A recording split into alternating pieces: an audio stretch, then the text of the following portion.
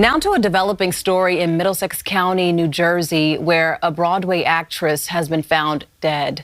Edison police were called to a stabbing this past Sunday at a home on Grove Avenue. Authorities tell us Imani Smith was found inside with multiple stab wounds. She was taken to the hospital where she was pronounced dead. Smith previously played young Nala in Lion King on Broadway. 35-year-old Jordan Jackson Small is facing several charges, including first-degree murder and unlawful possession of a weapon. On December 21, 2025, a 911 call in Edison, New Jersey, brought emergency responders, including Edison police officers Daniel Reyes and Maria Lopez, to a residential address where they located a woman with multiple stab wounds. She was transported to Robert Wood Johnson University Hospital and later pronounced dead. The victim, identified as Imani Smith, had once performed professionally in the Broadway production of The Lion King as young Nala.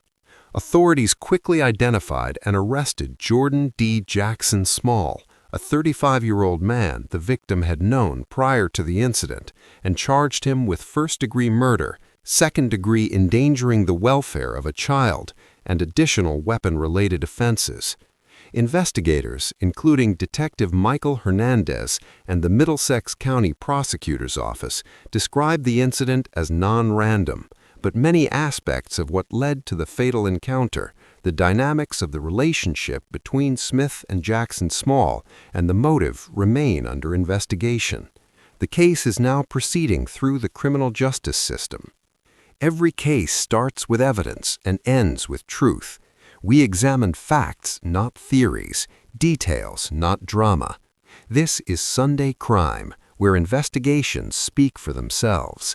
Subscribe now and stay updated as we uncover the facts behind every case. Imani Smith was born on February 18, 1999, to Monique Rance Helper and Ronnie Helper. She grew up with two younger siblings in a household described as supportive and structured. Her parents were involved in her early education and extracurricular activities, providing an environment where Imani could explore her interests. From a young age, Imani demonstrated an aptitude for performing arts, which her family encouraged. She participated in local theater productions, school performances, and community events, building foundational skills that would later define her early career. Imani's career in performing arts began during her childhood. She auditioned for professional theater productions and in 2011 was cast as young Nala in the Broadway production of The Lion King. She held the role from 2011 through 2012, performing in front of large audiences and touring with the production. Her responsibilities included memorizing lines, learning choreography, and maintaining rigorous rehearsal schedules. The role required discipline and the ability to perform consistently under public scrutiny. During this period, Imani gained professional experience and exposure in the performing arts industry, appearing in media interviews and promotional events associated with the Broadway production. After her early success on Broadway, Imani continued to pursue performing arts, although records of further major professional engagements are limited. She maintained ties to her local community and family while balancing personal responsibilities. She became a mother to a son who was 3 years old at the time of her death.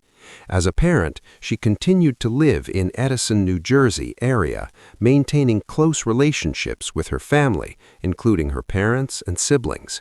Reports indicate that she engaged with community activities and maintained connections with friends and colleagues from her performing arts background.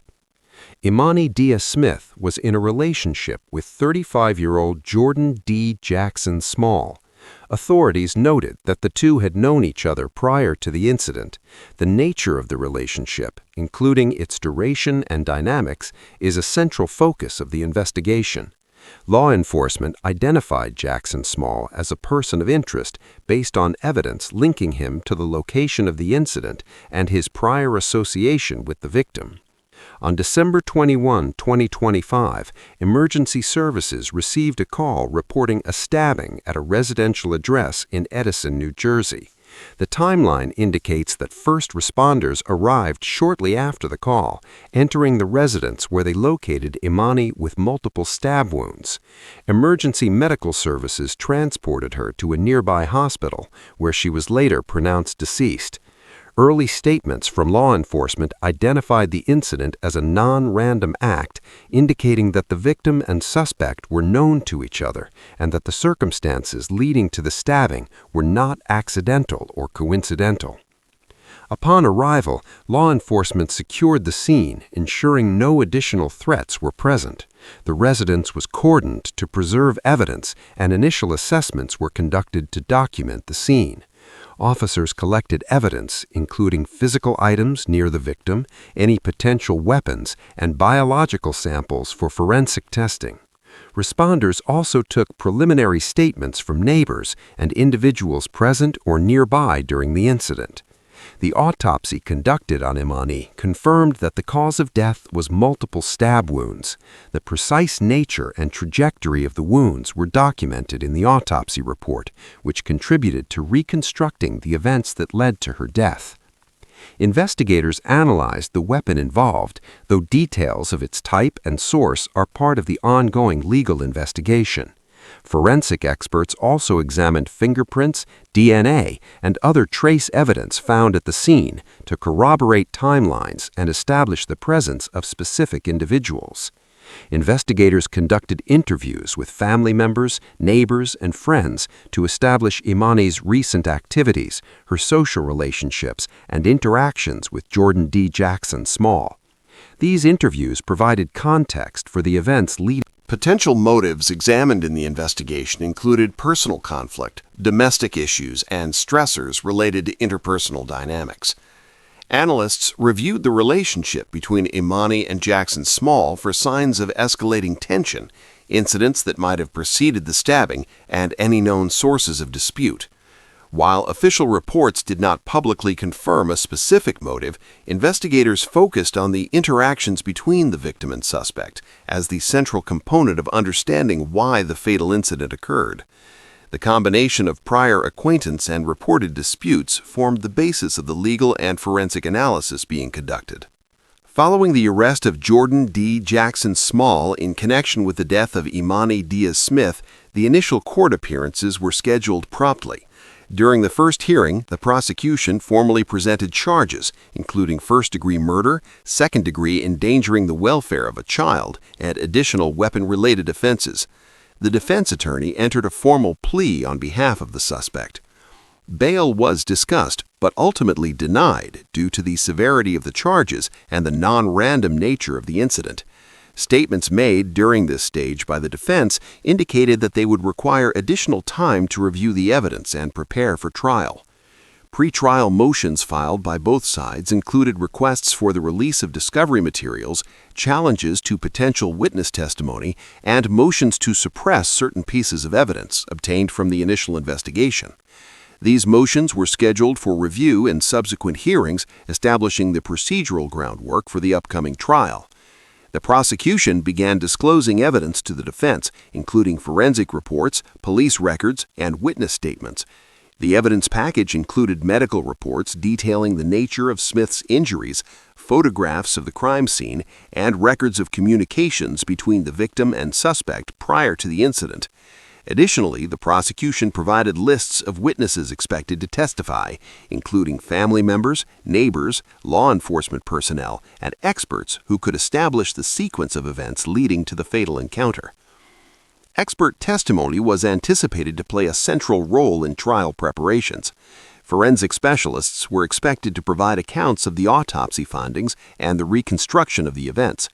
Psychological evaluations of the suspect were conducted to assess competency to stand trial, mental state at the time of the incident, and potential mitigating factors.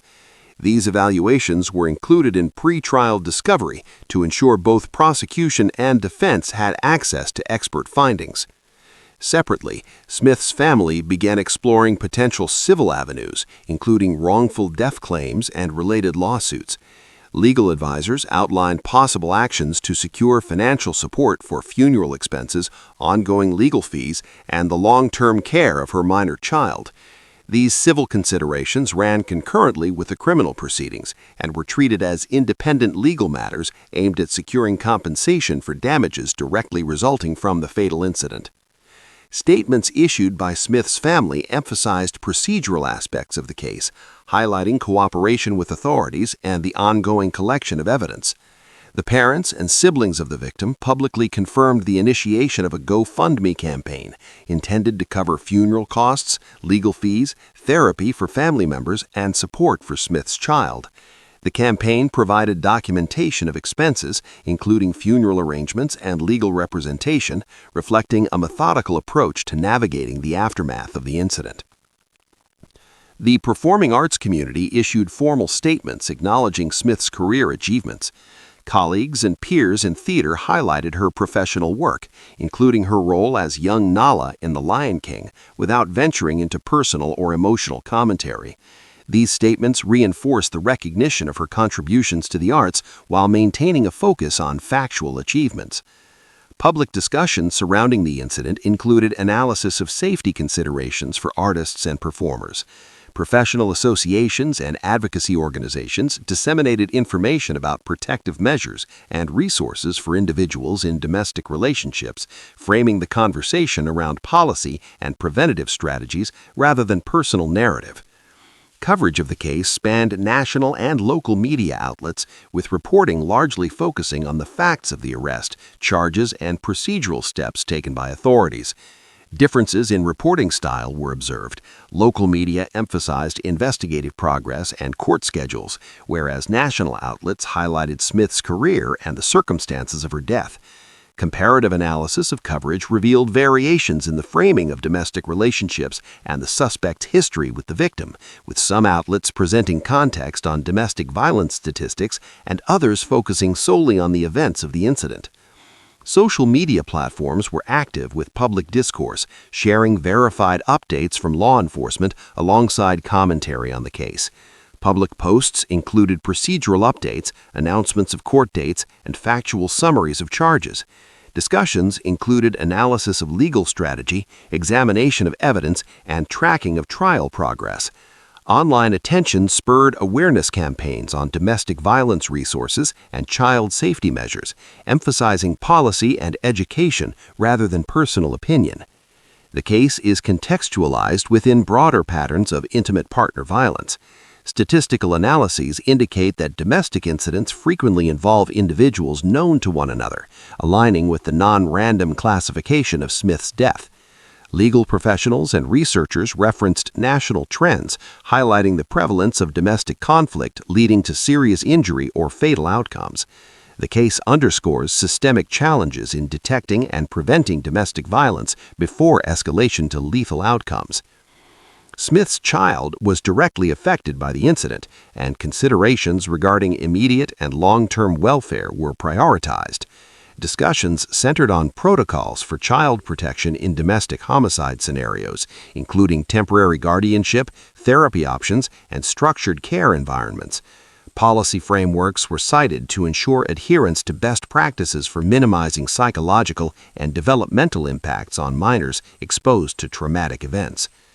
The legal process demonstrates standard procedures in domestic homicide cases, including pretrial discovery, evidence collection, expert evaluation, and procedural motions. Challenges include balancing the rights of the suspect with the interests of justice, ensuring comprehensive presentation of evidence, and safeguarding the legal and civil rights of surviving family members. Sentencing standards and precedent cases were referenced to anticipate potential trial outcomes. Certain elements of the case remain under investigation, including clarifying the sequence of events leading directly to the fatal encounter and establishing the specific motive. Gaps in public knowledge persist regarding prior interactions between the victim and suspect, as well as potential warning signs preceding the incident. At the time of reporting, the trial had not yet commenced. Pretrial motions and procedural preparations continued, with both prosecution and defense actively engaged in discovery, witness preparation, and expert review. Anticipated developments included forthcoming hearings to address pending legal motions and to establish the trial schedule. Smith's professional contributions to the performing arts remain documented, particularly her Broadway experience and early career achievements. The case has influenced procedural discussions around domestic violence, child welfare, and public awareness campaigns. Analysis of this incident contributes to ongoing dialogue about safety measures, legal accountability, and preventative strategies in domestic environments. The procedural handling of the case serves as a reference point for both legal professionals and public policy advocates addressing similar scenarios. Facts verified. Case concluded. Justice is found in what remains proven. This is Sunday Crime. Until the next investigation. Subscribe for more verified stories and real criminal investigations.